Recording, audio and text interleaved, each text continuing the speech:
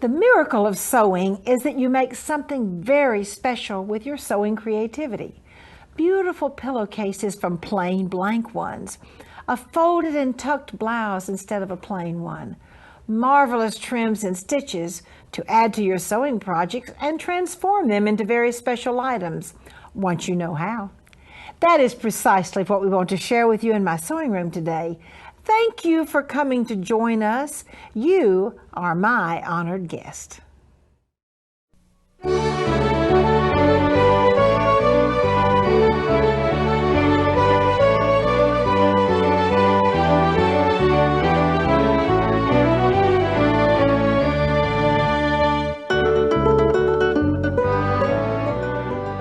This is a perfectly exquisite blouse. I love the cotton sateen. Really, it's kind of a Swiss broadcloth. The pretty front has tucks and tatting, embroidered insertion, tatting, and then your center panel, and then the same treatment on the other side. This comes all the way down the front, button up the front blouse, and the same treatment with the 3 tucks and the tatting and insertion is found on the sleeve. Now, what we're going to be talking about today is how easy it is to make those tucks, a very critical part of heirloom sewing. We're going to attach the tatting to the side and draw one line. Then we fold along the tuck line, fold, and then using a presser foot, where it's nice to have one with kind of an edge joining foot, edge stitching foot, so you can butt it up against the line and stitch. And I'm going to stitch one tuck. After I stitch that tuck, then I'm going to come in, draw another line. Once again, I bet you can guess what I'm going to do. I'm going to fold the tuck, stitch again. I have tuck number 2. And then I come in and put in the 3rd tuck and the insertion and the tatting, and I have the beautiful front of that exquisite, very tailored and very elegant blouse. I'm so happy to have as my guest today my dear friend Peggy Dilbone. She is an sewing specialist for Husqvarna Viking. She's a Martha Pullen licensed teacher and a contributor to Sew Beautiful magazine. Peggy, welcome to the show. Thanks, Martha. I really love being here. You know that. Really love your blouse that you did too, you. Peggy. Show us the magic. Okay. Well, I'm kind of a tailored person, so I wanted to do something a little more tailored but elegant. And it's very simple, but what really helps is having these special feet that have the blades on the side. This one has a blade to the side. It happens to be a metal foot. This happens to be clear. This has a blade in the center, and to do a tuck with that, I would move the needle position over.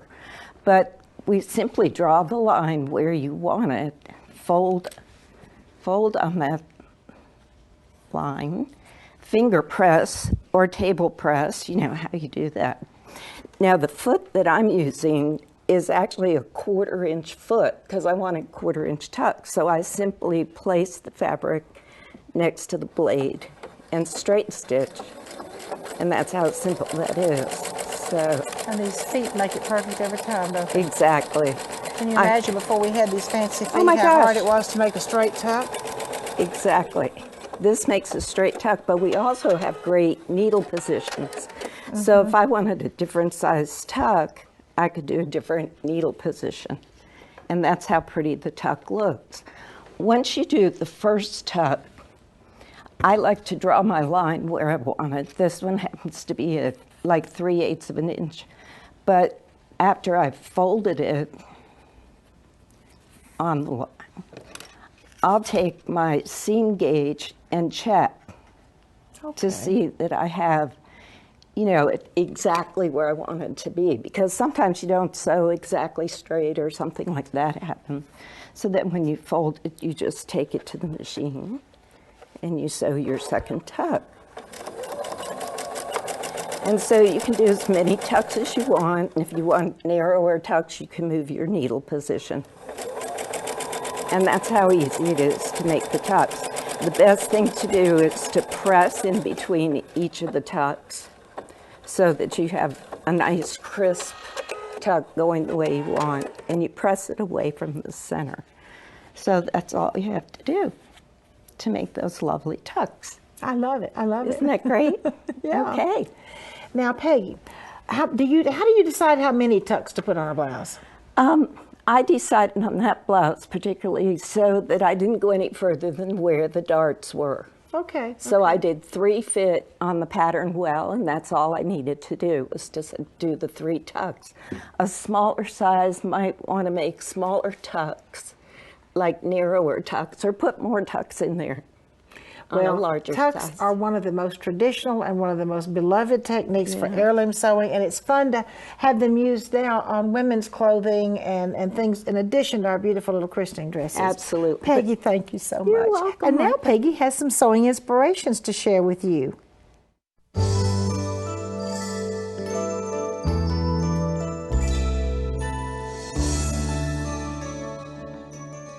Peggy, this is the cutest pillow. Now you know what? I just have to show our viewers, and one thing I want to do, I want to show them the end of this pillow first. It just ties on. Ties on. How cute. What did you do here? I did in the center. This happens to be raw edge applique in the hoop. Love it. That was digitized to do in the hoop. So all they have to do is lay a piece of fabric down. It stitches the outline of the design, and you trim. Okay. And I have this part digitized to match the pretty flowers. To match in the pretty design. flowers. So anybody that knows how to digitize can pretty much do anything they want to Very on their simple. machine embroidery. And it has piping and rickrack and Oh yeah, some all fun the fun things. stuff. Peggy, this blouse has some of the most wonderful heirloom sewing techniques. Once again, those beautiful tucks. One of my very favorite heirloom sewing techniques, love machine tucks. embroidery. And guess what? Double needle pin tucks. Yes, ma'am. And the insertion, absolutely beautiful. Oh, Peggy, this sweet little day gown. Isn't that sweet? Yeah, I love the little collar, one-piece Has collar. piping. Oh, sure. And this is that spaghetti bias. The spaghetti bias and the little lace shaping with just a little touch of The machine lace embroidery. shaping, Martha, was done in the hoop. Done in the hoop, all right. And look, I love the Madeira skirt. We've been having a wonderful time teaching that for many years, haven't Oh, we? we Peggy? have. Cute bag. Fun with all kinds of different trims. And Peggy, I especially love the fact that it has about 120 pockets on It the has inside. lots of pockets Not on the really. inside. Not 120. Very updated cover. Very cute little sundress. This with was a Serger project, Martha. a Serger project. Serger project. Fun, quick, and easy. Quick and easy. For your little daughter or your little granddaughter in our case. Uh-huh. And a beautiful lingerie bag. All done on the Serger. This is all done on the That's Serger? all on the Serger. Wow. And it has the Serger bridging right here next to the ribbon. All done on the Serger. Who would ever think all of that elegance could be so quick and so easy and come out of the Serger? Absolutely. Peggy, thank you so much. You're and welcome, now Martha. Peggy has a so quick, so easy project for you.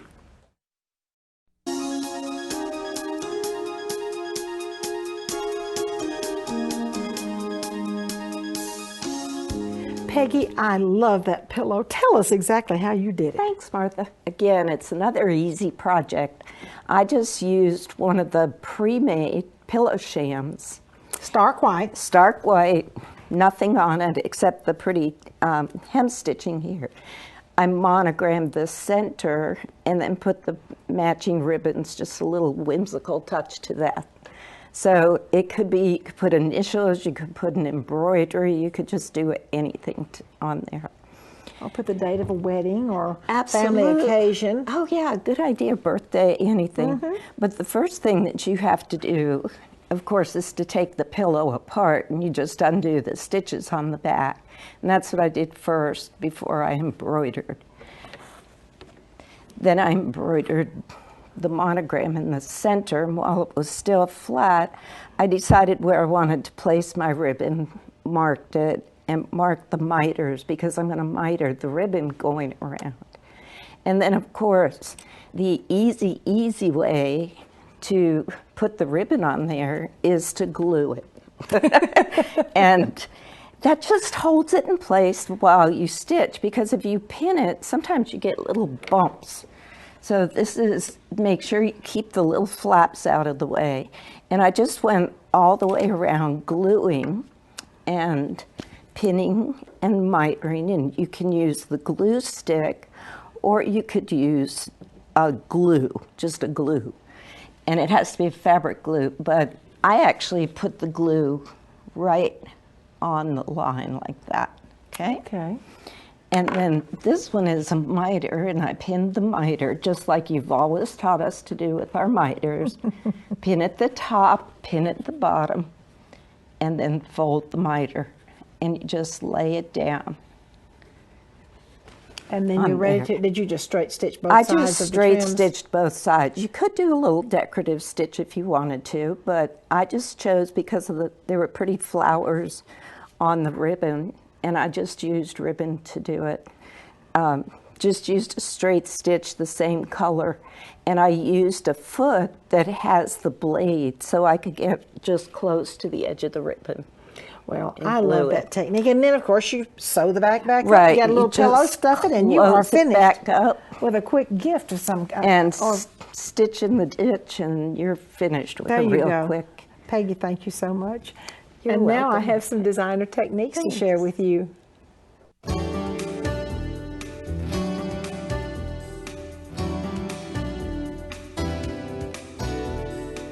I'm so pleased to have as my guest today, Kathy Barnard. Kathy is editor of So Beautiful magazine. Kathy, welcome to the show. Thanks so much, Martha. This is a wonderful little antique dress. I bought it at a flea market many years ago, and these spaghetti scallops on the top are what I find very interesting. Mm-hmm. And this is a little reproduction of that dress, once again with the spaghetti scallops on the top. Now, Kathy, show us how to do these. I will work my magic. This is this comes from our designer, Paige Alexander, and this was in one of our issues.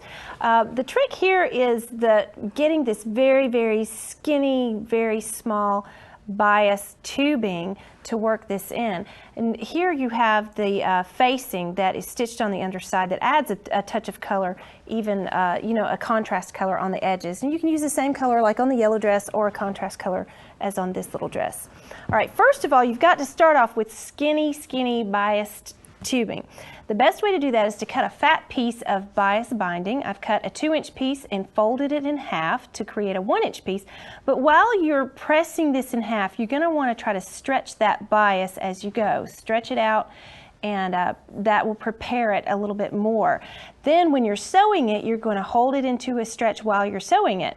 And we've used a foot with a guide blade and set our needle position 1/8 inch away from the fold edge and stitched a 1.5 or a 1.0 stitch length along here, because you're going to be trimming off a very, very narrow seam allowance, because that's going to be turning to the inside of that tube. Now you can use a tube turner that looks like a very long needle, or if you don't have one of those handy, you can use a large 26 tapestry needle, because they've got a dull tip on them.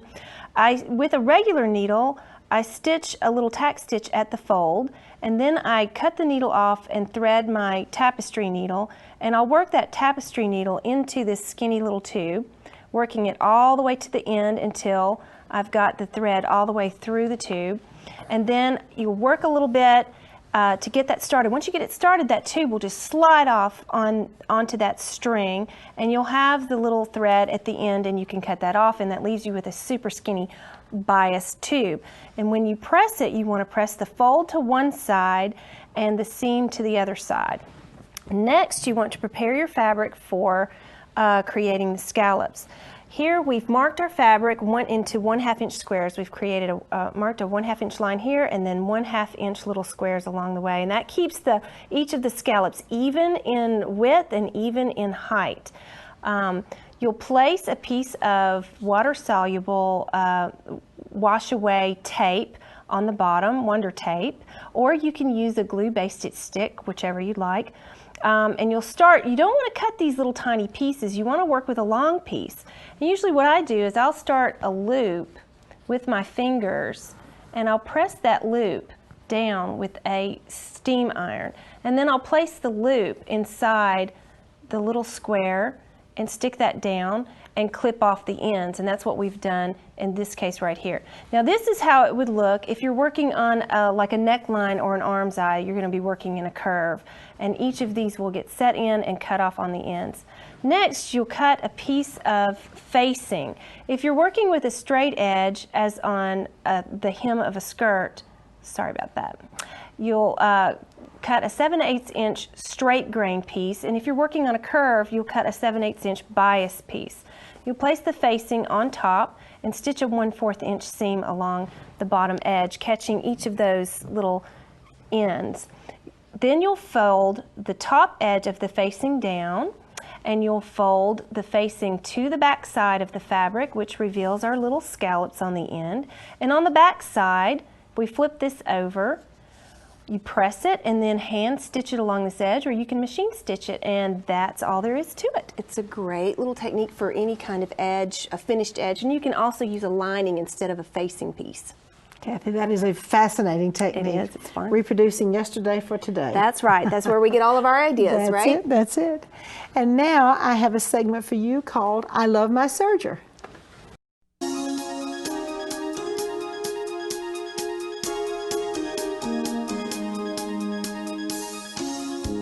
I'm so pleased to have as my guest today Alicia Welcher. Alicia is a Martha Pullen licensed teacher.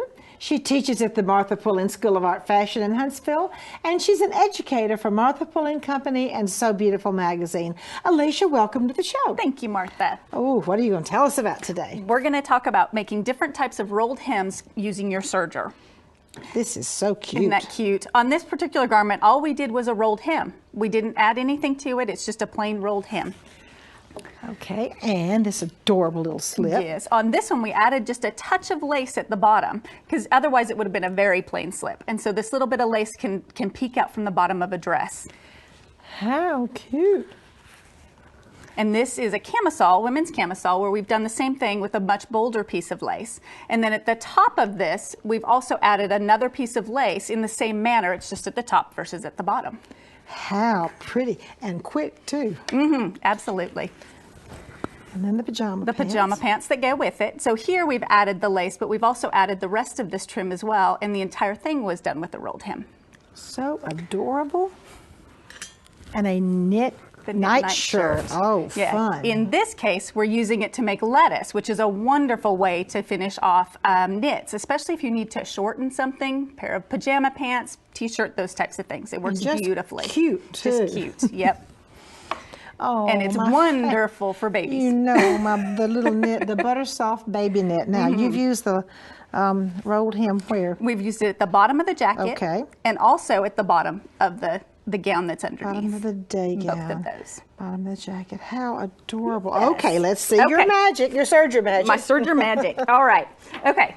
The first thing I have to show you here is just the plain rolled hem. And in this case, I've used a bit of a contrasting thread so that you can see what the rolled hem looks like. And it's just a very simple, very plain way to finish it, but there is no raw edge at the edge of this particular stitch. Here we have the lace that we would attach to our fabric. Now in this case, our serger is going to cut a little bit of our fabric. We do not want it to cut our lace because then our lace will fall apart. So we're going to take our lace and we are going to scooch it over about about an 1/8 to 1/4 of an inch from our raw edge, and then we will serge it in place from there. Once we have serged that particular one in place, we will press that with the seam allowance going towards the fabric so that it doesn't cover up any of your lace. You don't want that to show through the back side. If you're then worried about that popping up and over later on, you can take it to your sewing machine and you can do a teeny tiny little zigzag or straight stitch right over the edge here to hold it in place. Now the last and the most fun hem that we have to do is our lettuce edge. Now on the lettuce edge, we still set our serger up for a 3-thread rolled edge, but we have a differential feed on our serger, which will either help us to stretch our fabric out or help us to squish it together. In this case, what a lettuce edge is fabric that has been stretched way apart, and then the stitch has been formed on the edge of it, which does not allow that fabric to go back to its original shape, and it retains that stretched edge and makes what looks like lettuce. So I'm going to show you how to do this. I've got a piece of fabric here, a piece of knit, and it's wonderful, wonderful knit. And we are going to serge this along the stretchy side because most knits will stretch more in one direction than they do in the other. So we're going to serge it right along our stretchy side. We are going to cut a little bit off as we go so that we can make sure that our stitches remain on our fabric. So we'll serge a little bit. I'm going to serge until my needle is in my fabric. Once the needle is in the fabric, I can then take from the front of this and I can stretch it out. If I stretched it before the needle was in there, it would just pop right out at me. And we don't want that to happen. So we're gonna stretch it a bit from the front, and we're gonna continue to serge. Now, as soon as I have enough out the back to where I can grab it as well, I'm gonna reach around here and I'm gonna grab that too. And I'm gonna pull on both of these. Now, it is very important at this point that I am pulling straight towards me and straight out the back. And I'm not worried about this little bunching that we're getting to the side because that's not under my needle. If I do not pull straight towards me, the tendency is to kind of pull this way, especially out the back. If I pull in that direction out the back, then my stitches are going to miss my fabric because it's going to pull all of the fabric out from under the needle. So we're going to keep going and keep stretching.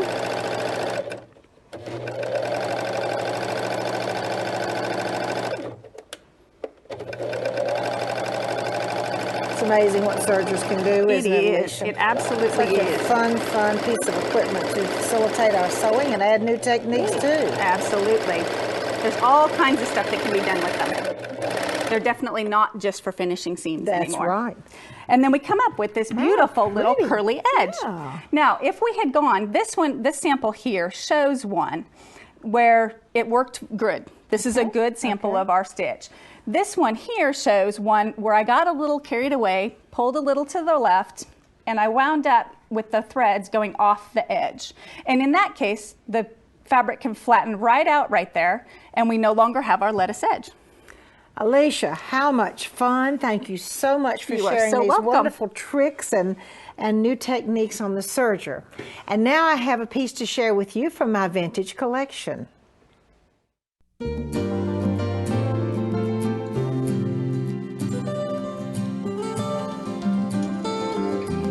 I wanted to wait till the end of the show to show you a few more details on this beautiful little yellow dress that I showed you a little bit earlier.